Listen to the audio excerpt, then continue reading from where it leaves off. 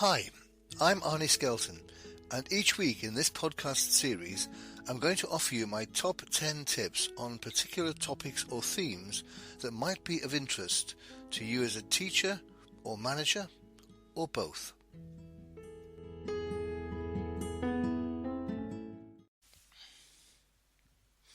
Hi, and welcome to this week's podcast, which this week is on the topic of delegation. So, just going to give you my top 10 tips on what delegation is and what it isn't. And then next week I'm going to take you through how to delegate as a process effectively. Okay, so if you like, this is the kind of overview this week and how to do it next week. So, tip number 1. Essentially, delegation is a hierarchical operation, so it works well in an organization that is pretty hierarchical, because essentially it's the passing of something from one level to the level below. So we talk about delegation in terms of delegating downwards. So it's from a more senior to a less senior person.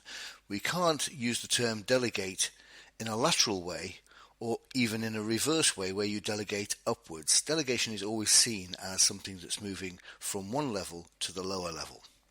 So tip number 1 is it suits hierarchies best. Tip number 2, 3 things move when you delegate. The first obviously is the task itself, from a senior level to a less senior level. So the task moves. The second thing that moves is the authority necessary to do that task. And that's sometimes forgotten. The person who is doing the task, called the delegatee, double E, has to have the authority that the delegator, the person who's delegating, already has. For example, if I asked you to go along to a meeting that I normally attend and manage the response of the department, then if you go instead of me, I need to tell everybody at that meeting, especially the chair, that you are going on my behalf, as it with my authority. Otherwise people won't be sure why my alternative is there and what their particular role is. So I need to be clear to those who are working with my delegatee that the delegatee is working with my authority to make the kind of decisions that I would make were I there. So the second thing that moves is authority. And the third thing that moves is responsibility. But this splits. There's a split between task responsibility and managerial responsibility. Task responsibility means the delegatee has the final responsibility for completing the task well. If it was properly given, properly briefed, properly understood, the resources were available, if the delegatee in some way or other fails on the task, then they have to take some responsibility for non-delivery of the task as required.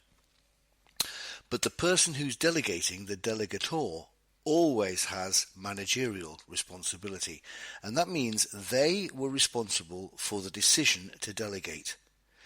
They are always responsible for what they chose to delegate and who they chose to delegate it to, and of course for the process by which the delegation occurred and the level of support that the delegator provided or not to the delegatee. So responsibility splits between task responsibility, which belongs to the delegatee, and managerial responsibility, which belongs to the delegator. Tip number 3. Here's the next 3 points are all about what delegation isn't. Tip number 3, it isn't or shouldn't be dumping. If the delegator delegates something to the delegatee because it is convenient for the delegator, or because it's easy to delegate, it's a simple handover, a piece of paper, but there is no value in it for the delegatee, then the delegatee will see it as dumping. After all, most delegation occurs by giving the delegatee something additional to do. In other words, you don't replace the one task with another. You don't take something away from the delegatee in order to make space for the delegatee's new task. That is unlikely. So it's additional work as far as the delegatee is concerned. So if there's no value in it for the delegatee, why would they at all be interested? In fact, they would probably feel exploited and dumped on. So tip number 3, don't make delegation dumping. Tip number 4, it isn't work allocation either. Please don't confuse these two terms. Delegation isn't allocation. Imagine you are a manager of a team of people. Let's say you're at grade 1 and they're at grade 2. 2 is a lower level than 1. You will probably have incoming to your desk a whole range of tasks that should be rerouted to the people in your team. They are grade 2 tasks. And you at grade 1 have the responsibility for allocating those grade 2 tasks to people who are in and at grade 2. So you're allocating the work that truly and properly belongs to them. It's part of their job description. It's what they are there to do. That's not delegation. That's allocation. So don't confuse allocation with delegation. I have people who say to me, "Oh, I delegate every day." No, they don't. They allocate.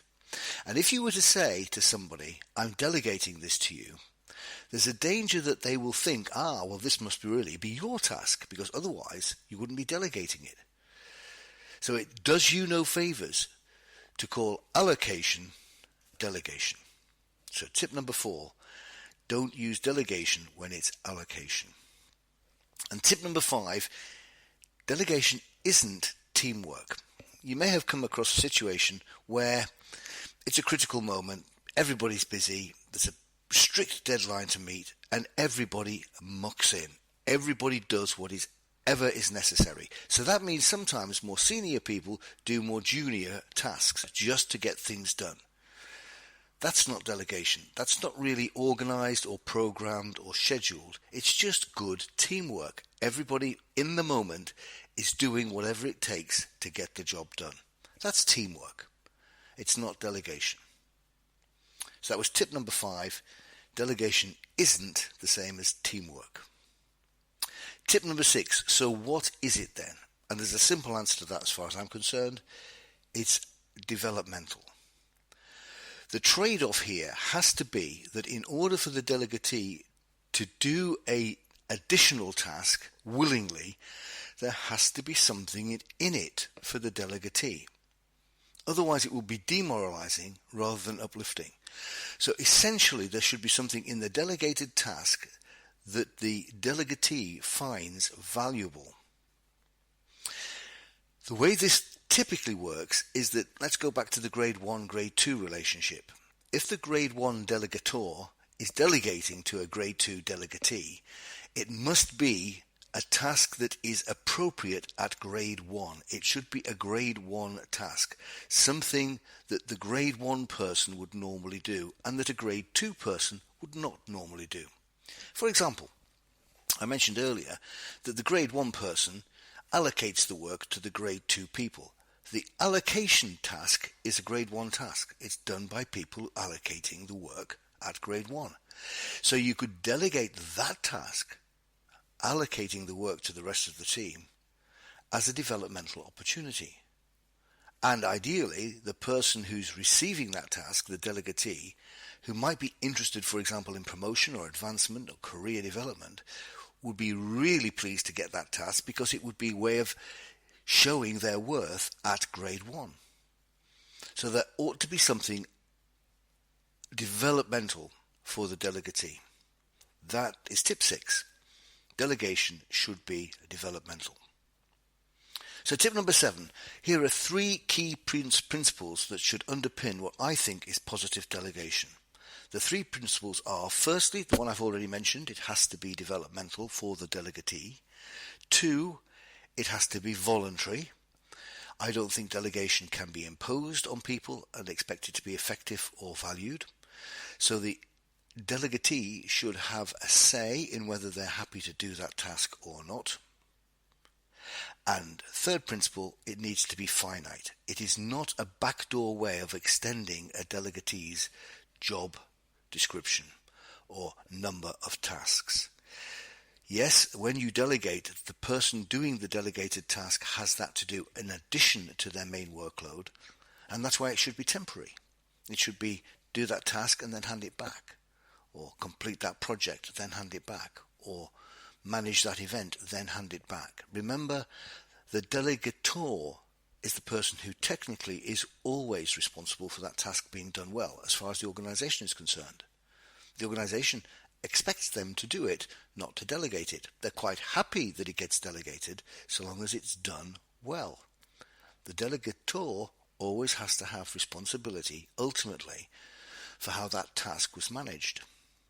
So, it is the delegator's task, so it should return to the delegator if it's an ongoing task. If it's a one-off, that's different. But if it's an ongoing task, then it should return to the delegator, and therefore the delegation is finite, it's capped, it's fixed. So to run through those principles again, it should be developmental, it should be voluntary, and it should be finite. That's tip number 7. Tip number 8. I want you to consider a process for delegation that I think is really powerful and not very commonplace, but when it works, I think it works really well. And I call this the Development Through Delegation process. And here's how it works. You explain to your team the nature of delegation as I've just outlined it in this podcast. And then you say to people, who would like to be part of the Development Through Delegation process? Let's suppose you have 6 people in your team. And you ask them, it's up to you. Do you want to be part of this or not? Do you want to be developed through this process called delegation? And let's say 3 of them say yes, and 3 of them say no. And the people who said no, absolutely in my view, have that right. They're doing a full-time job and they're getting a pay at that grade for that. If they don't want to be stretched or developed, challenged in that way, they absolutely have the right. 3 of them do want to be challenged. They can see the potential in this, they can see the development opportunity, and they want to give that a go. So, 3 are in and 3 are out. What's also important about this process is all 6 members of your team were given the same equal opportunity. There should be no favoritism. There should be no preferential treatment that this person is good for development. This person should be stretched. I know that's a common way of thinking, but either we have an equal ops policy in practice or we don't. So 3 are in and 3 are out. The next part of the process is to decide 3 tasks to delegate to those 3 people. Ideally, 3 separate tasks. Allocating the workload, I've already given as one example. Could be attending a meeting, that would be another one. It would be perhaps preparing a report, that's a statistical report that you return to a particular body every month. So they're each doing one of your grade level tasks. And they may do that for, I don't know, a one-off or perhaps every day for the next fortnight. Just so that they get enough time invested in that task for them to feel the development potential. And then it comes back to you. So they're working, let's say, for between 2 weeks and a month on the new task. It comes back to you at the end of that period, and then it rotates. You may want to have a month off if you're a busy office, so a month on for this development program, then a month off with no development delegated, and then a month on again. And if we regard the 3 people who decided they wanted to be part of this as person A, B, and C, and in the first month, A did task 1, B did task 2, and C did task 3, then it rotates. A does task 2, B does task 3, and C does task 1, and so on. So people are getting developed across a number of tasks. And if you think that's going to take you quite a lot of time, then if you're delegating it as a development activity, often the best way of showing the person what is required is to get them to shadow you the first time you do it. Take them through it, explain it, maybe sit with them for the second time as they do it themselves, and then off they go. So work allocation would be a really good example of that. They could come in and sit with you as you talk them through how you allocate the work. Then they have a go with you sitting alongside. They can ask questions, you can offer comments, and then they're up and running. And remember, you'd have to tell the team that this person is doing the job instead of you with your authority. And of course, it's possible that the 3 people who decided they didn't want to take part change their mind, have a change of heart, and they think, well, I can see this is really powerful and beneficial, and may say to you, can I join? Of course you can, anytime. And it's equally possible that one of the three who said they were up for it decide that they're not, or they have a busy month coming up and maybe moving house. And so, can I pass this month? Yeah, of course you can. It's flexible, it's voluntary, it's optional. It's a roll-on, roll-off process. So that's my suggestion for a Development Through Delegation program. Tip number 8. Tip number 9 is just to talk about the benefits really that follow from that. And I call this the triple win. It's the win, win, win. Clearly, the individual, especially if they've volunteered, sees a win in it for themselves. They get development.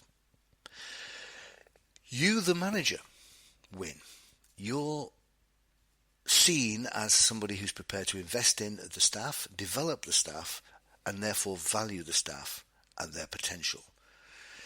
So you get a better performance probably from your staff, and reputationally get well thought of too as somebody who's prepared to invest in staff. And the third winner is the organisation, either simply at the team level or beyond, because what you're doing is building capacity, building cover, so that you actually have the time, and I should have said this is one of your wins as well, you get some free time. Because in this example I've given you, 3 people for a couple of weeks are covering the role, doing the task that you would otherwise be doing.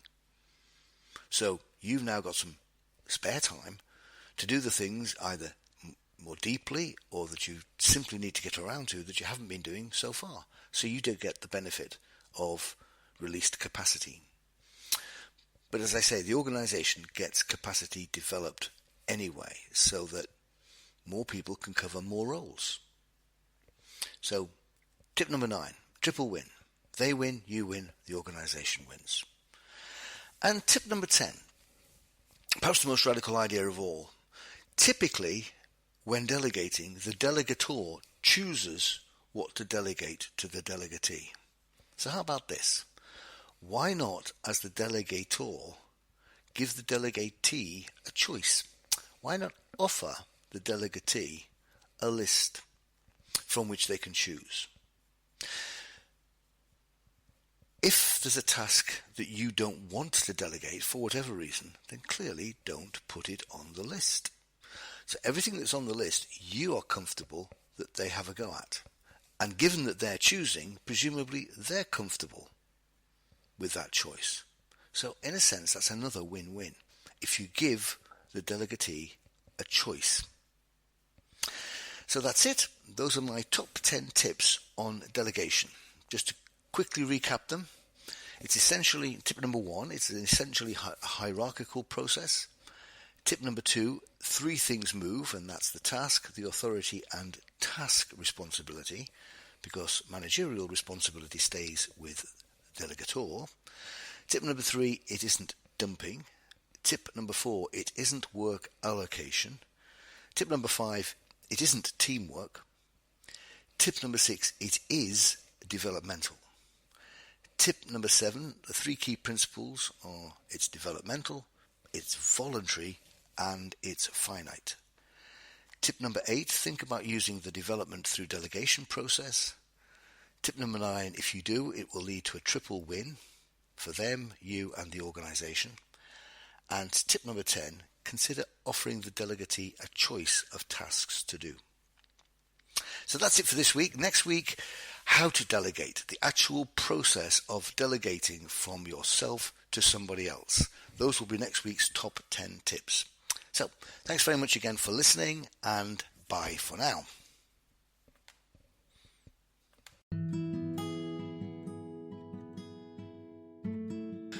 Thank you for listening. If you've enjoyed this podcast, make sure you subscribe. You will still get the podcast for free, but you will also get an alert to let you know when the next podcast is available. And please recommend the podcast to anyone else you think might like it and benefit from it. Also, I'd really appreciate it if you could leave a review and any other comment, because they'll help promote the podcast series on the relevant platform. So, bye for now.